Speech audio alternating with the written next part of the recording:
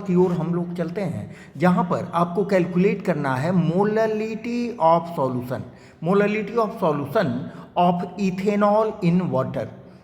Ethanol water में dissolve है, उसकी मोललिटी निकालनी है। हमें दिया क्या गया है, मोल फ्रैक्शन ऑफ इथेनॉल केवल दिया गया है 0.040, 0.4040 ये हमको दिया गया है। तो बच्चा लोग इसका आंसर तो बिल्कुल एक लाइन में होगा, लेकिन समझने के लिए हमने पहले यहाँ दिखाया है कि कौन कौन से फॉर्मूला यूज हो रहे हैं। तो यहाँ फॉर्मूला यूज होगा molality is equal to number of moles of solute, जिसको हम Ne से रिप्रेजेंट करते हैं, divided by mass of solvent in KG, mass of solvent in KG, ये मोललिटी का फॉर्मूला हुआ। और mole fraction of ethanol, mole fraction of ethanol आप जानते हो, number of moles of ethanol divided by total number of moles present in the solution, that means number of moles of ethanol plus number of moles of water, NW number of moles of water है। ये दोनों formula आप use करने जा रहे हो। अब यहाँ देखें, हम यहाँ सपोज कर लेंगे, मोललिटी निकालनी है तो हम सपोज कर लेंगे कि मास ऑफ सॉल्वेंट हमें 1 kg दिया गया है। मास ऑफ सॉल्वेंट जो भी मोल फ्रैक्शन सॉल्यूशन है, तो सॉल्यूशन में अल्कोहल और वाटर है, ठीक है। तो उसका सॉल्वेंट का मास हम मान लेंगे 1000 ग्राम और 1 kg, ये हम लोग सपोज करके चलेंगे, ठीक है। और number of moles of water, number of moles of water होता है 55.5 मोल, ये आप लोग याद रखेंगे बच्चों, हमने पहले भी इसका वीडियो डाल रखा है अपने TNT केमिस्ट्री वर्ड पर, ठीक है। अब देखिए, अब क्या करेंगे, हम ये मोल फ्रैक्शन निकालना क्या है, मोललिटी निकालना है। हमने मान लिया है सॉल्वेंट का मास मान लिया है 1 kg, 1 kg।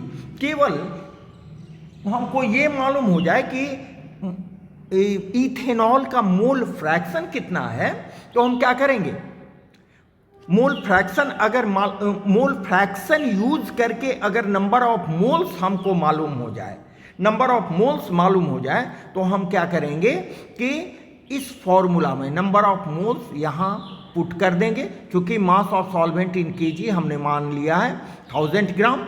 तो number of moles of solute केवल हमें कैलकुलेट करना है, ठीक है। वो कैलकुलेट करेंगे फॉर्मूला नंबर 20 से। देखिए यहाँ कैलकुलेट किए हैं, number of moles of water हमने बता दिया है, इसको हम लास्ट में निकाल के भी दिखा दिए हैं, ठीक है। अब इस फॉर्मूला में आप यहाँ सब वैल्यू पुट कर दो। देखो Xe इथेनॉल का मोल फ्रैक्शन आपको दिया गया है 0.040 is equal to number of moles of ethanol divided by total number of moles present in the solution. इसको इसमें क्या किए हैं, देखिए यहाँ पर, यहाँ पर हमने क्या किया, यहाँ NW का number of moles of water हमने यहाँ पुट कर दिया है 55.5, ठीक है। अब देखिए यहाँ पर ये आपका Ne प्लस 55.5 डिनोमिनेटर में है, नीचे है, तो इसको आप लेफ्ट साइड ले आओगे तो इससे मल्टीप्लाई हो जाएगा, ठीक है। तो हमने क्या किया है, Ne को इधर ले लिया है, बिल्कुल 5-6 क्लास का मैथमेटिक्स है, ठीक है। और इसको उधर ले गए हैं, तो देखिए हमारा ये मल्टीप्लिकेशन में हो गया है। ये दोनों को सॉल्व करेंगे तो हमारा Ne का वैल्यू आ जाएगा, नंबर ऑफ मोल्स का वैल्यू आ जाएगा 2.3125 mole of ethanol. Number of moles हमको निकल गया, ये सब आप देख सकते हो आसानी से, ठीक है। नंबर ऑफ मोल्स निकल गया, आपका सॉल्वेंट है 1 kg। हम क्या करें, इसको डिवाइड कर दें। देखिए यहाँ इसको हमने डिवाइड कर दिया, तो मोललिटी हमको आ गई 2.3125 मोल पर केजी, जिसको हम रिप्रेजेंट करते हैं M से, समझे। तो ये आपका आंसर हो गया।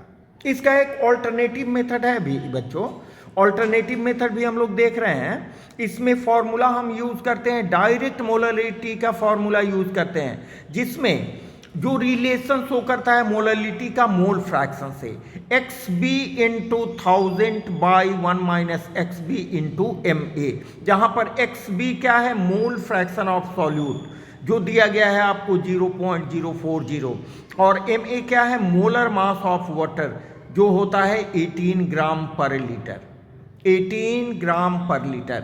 यहाँ देखिए ये थोड़ा 18 ग्राम पर लीटर देखिए यहाँ पर, समझ रहे हैं।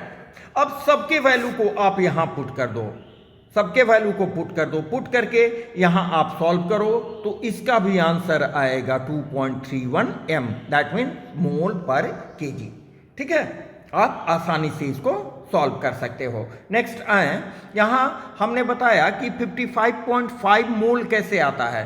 तो देखिए अगर आपको मास ऑफ वाटर दिया गया है, मास ऑफ वाटर दिया गया है, ठीक है, तो मास ऑफ वाटर दिया गया है तो number of moles of water क्या करोगे, डायरेक्ट आप मास ऑफ वाटर को डिवाइड कर देंगे मोलर मास ऑफ वाटर से। यहां देखिए इट इज डिवाइडेड बाय, समझ रहे हैं, डिवाइड कर देंगे तो आपका आ जाएगा बच्चों 55.5 मोल। अगर वॉल्यूम के केस में दिया गया है, वॉल्यूम के केस में दिया गया है और डेंसिटी दी गई है, देखिए सेकंड केस में वॉल्यूम के केस में वॉल्यूम दिया गया है और डेंसिटी दी गई है वाटर की, तो क्या करेंगे, डेंसिटी का फॉर्मूला होता है mass per unit volume, mass divided by volume.